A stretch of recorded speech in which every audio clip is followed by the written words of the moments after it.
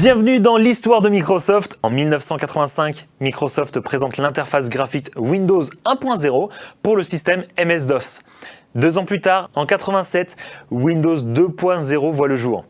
Au nombre des nouveautés, nouvelle apparence et les fenêtres peuvent se superposer. Microsoft commercialise également Excel pour Windows la même année. Il s'agit du tout premier produit tournant exclusivement sous Windows.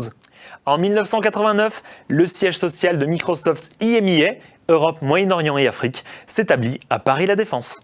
Lancement de Windows 3.0 en 1990 sera un vrai succès, 10 millions d'exemplaires vendus en 2 ans. En 1992, Windows 3.1 arrive avec plus de 100 améliorations notables, comme l'amélioration du traitement de texte, de calcul, des graphismes et également de la gestion de la documentation. 1995 verra le jour de Windows 95 et de son nombre pharaonique de copies vendues pour l'époque, 4 millions en 4 jours et 100 millions en 2 ans.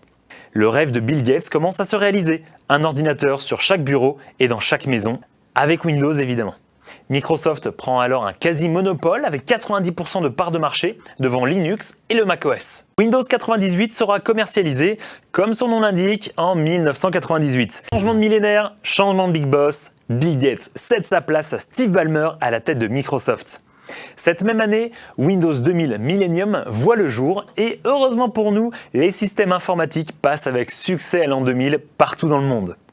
En 2001, c'est au tour de Windows XP de voir le jour et lancement de Windows Vista et d'Office 2007. Et pour terminer, inauguration du nouveau campus de Microsoft France à Issy-les-Moulineaux en 2009, en même temps que le lancement du moteur de recherche Bing et de Windows 7. Les années 2010 seront très riches en sorties. Tout d'abord avec le lancement d'Office 2010.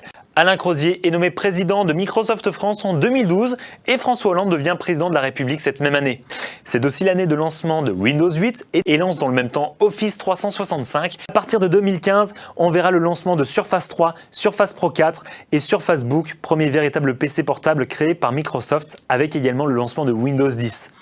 Ce système d'exploitation marque un virage pour la firme avec sa gratuité au lancement, ses applications universelles et son adaptabilité, que ce soit sur grand écran, PC tablette ou sur petit écran comme des smartphones.